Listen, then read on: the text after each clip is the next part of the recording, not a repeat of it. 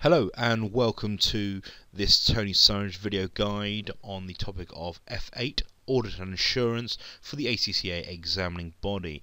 The Tony Surridge team have a wide range of ACCA study ebooks and would like to thank a number of professionals and students who have helped us over the years to shape our ideas and give depth to the knowledge which we're able to pass on.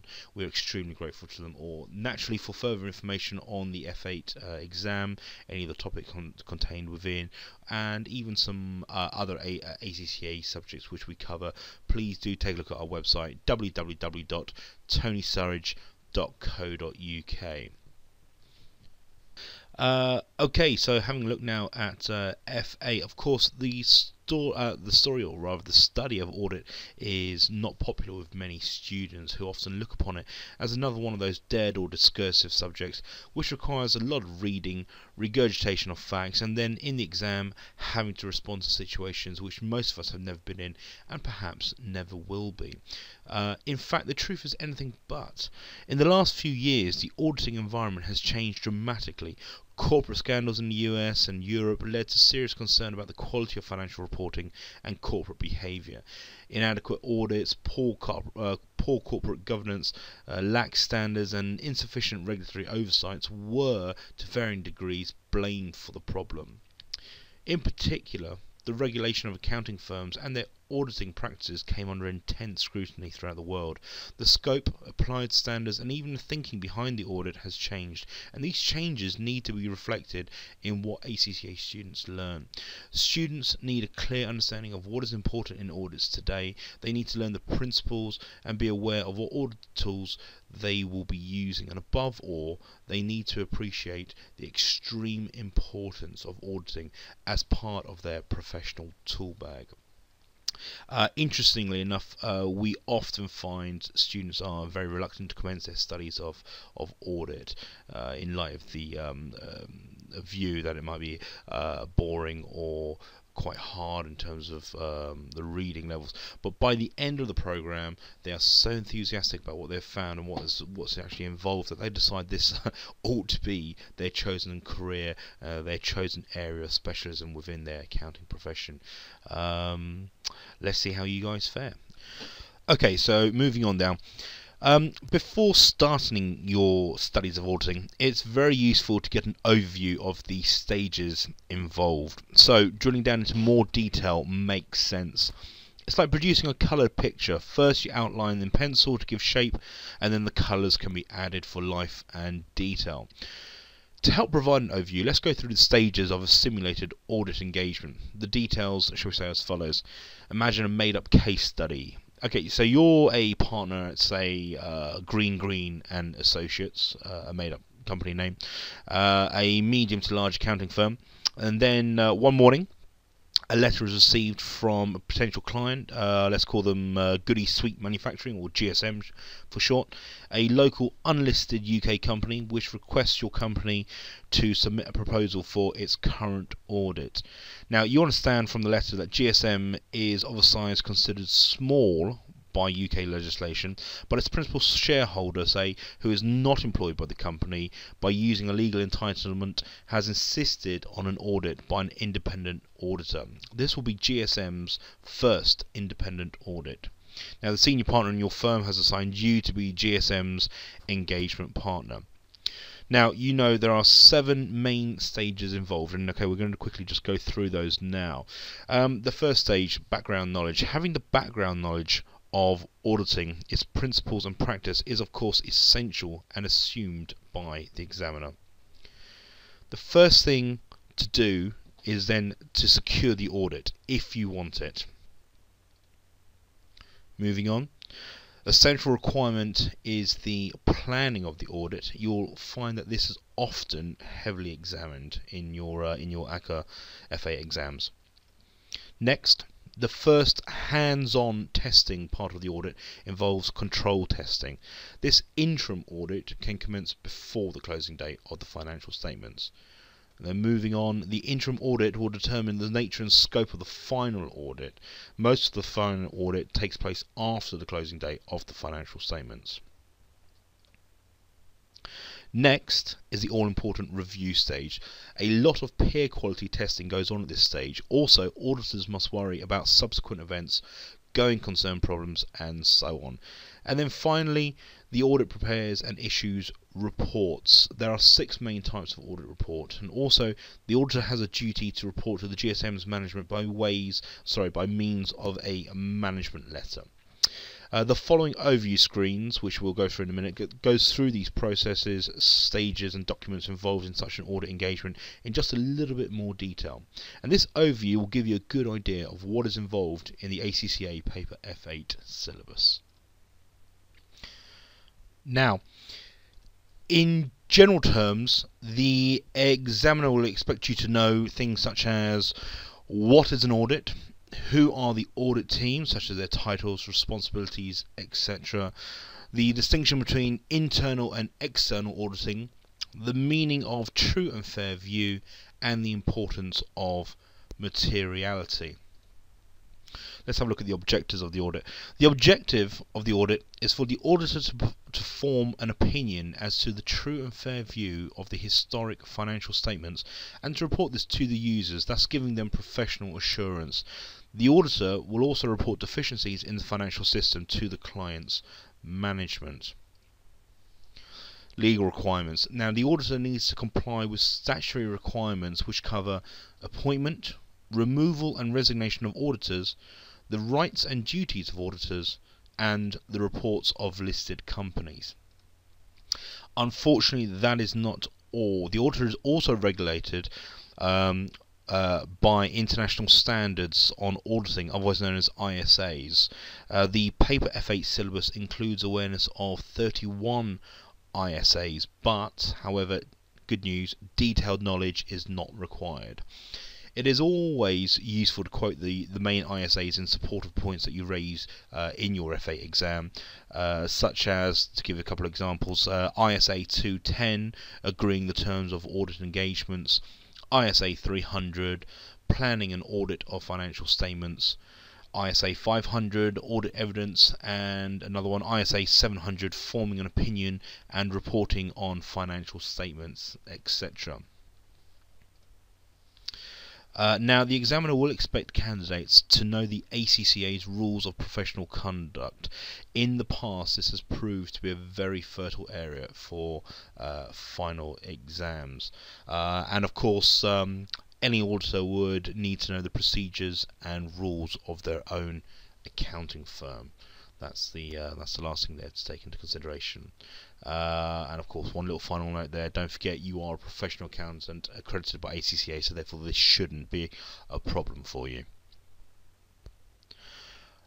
Okay, so we're going to have a look at the first step on your journey through the audit. In this phase of the audit, you'll have 2 objectives. To examine GSM, the client, who the international auditing standards actually refer to as the entity, to determine whether there is any reason to reject the engagement. In other words, do we want to audit the engagement, or do we want the audit engagement, I should say, rather. On the basis that we do want to obtain the audit engagement, we then need to convince GSM or your client to employ our firm. Okay, so as outlined here, the first step involves 6 procedures. The auditor must consider his or her ability to meet the required deadline date, understanding of the business and technical knowledge required of the client's industry, as well as the legislation and regulations relevant to the client's industry.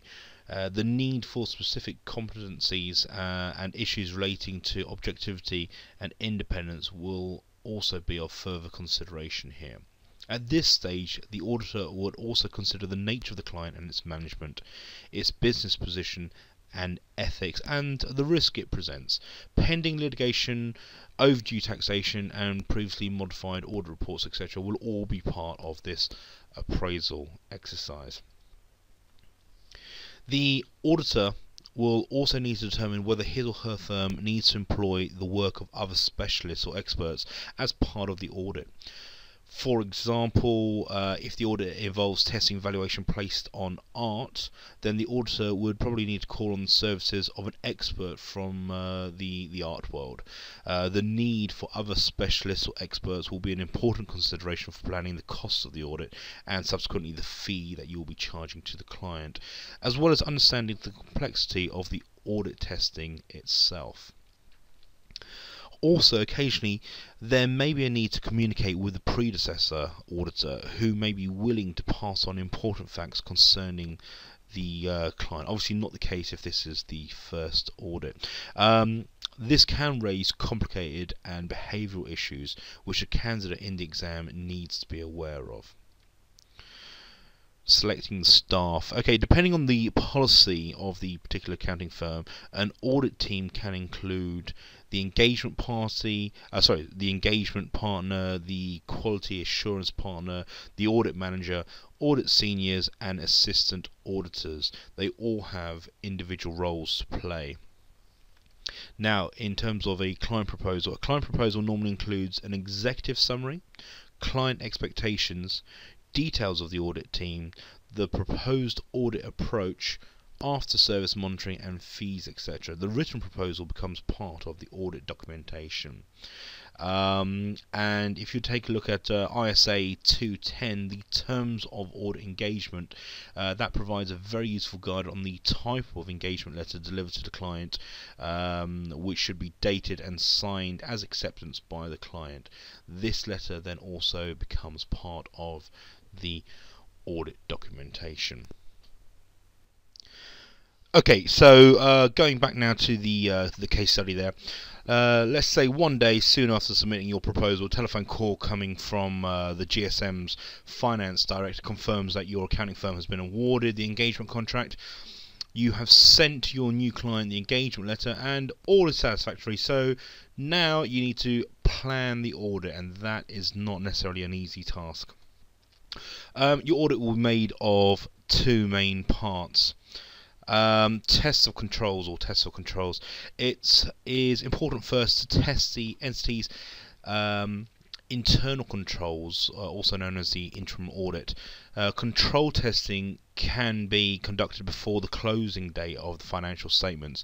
The nature, scope and timing of the final audit procedures take their most significant impetus from a thorough understanding of design and operating effectiveness of the entity's internal control.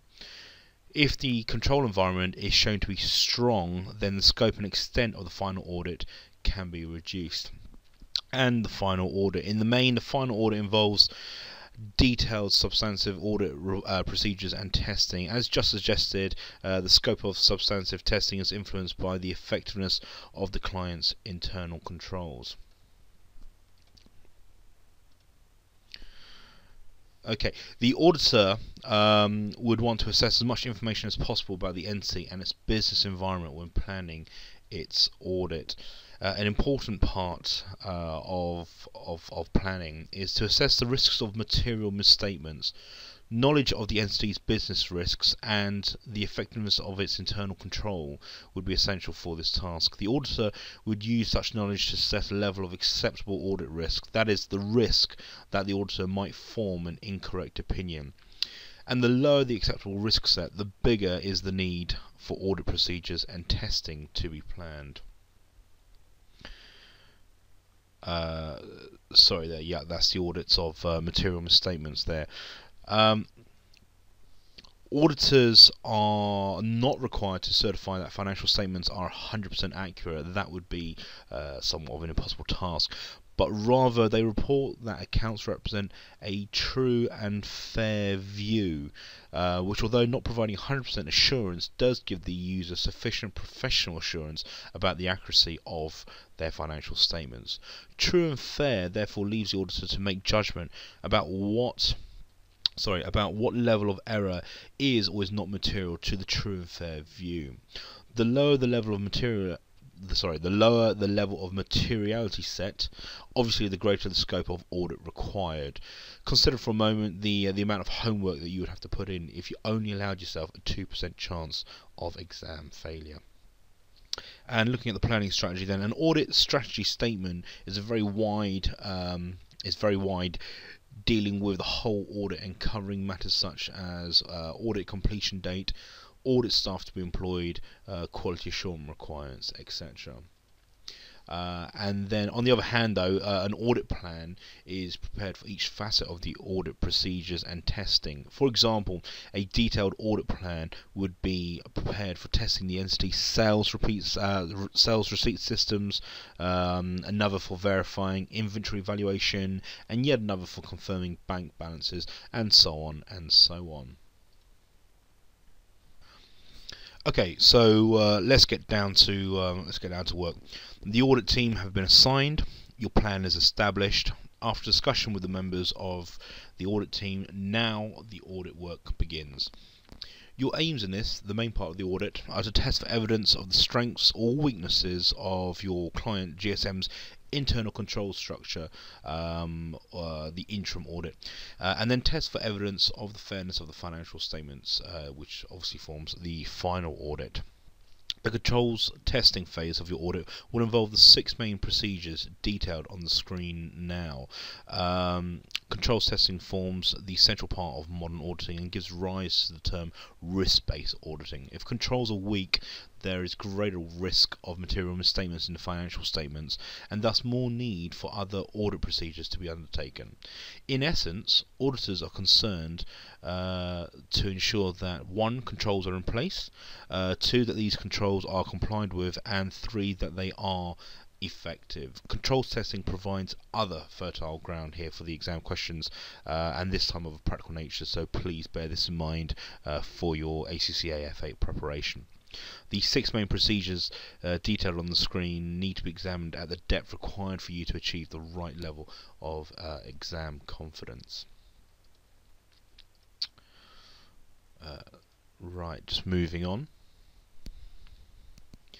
Okay, so the final audit, that was the interim audit. Now, for the final audit, entails testing entity management's assertions of transactions, balances, disclosures, and presentation, gathering sufficient and appropriate audit evidence by audit procedures and testing, confirming balances, sampling where appropriate, reviewing management estimates, testing opening balances in the case of a first-time audit, and carrying out substantive and detailed tests in each planned area. Time to wrap up the audit now, and the final review stage just prior to the preparation and signing of the audit report is the important concluding step in the audit process.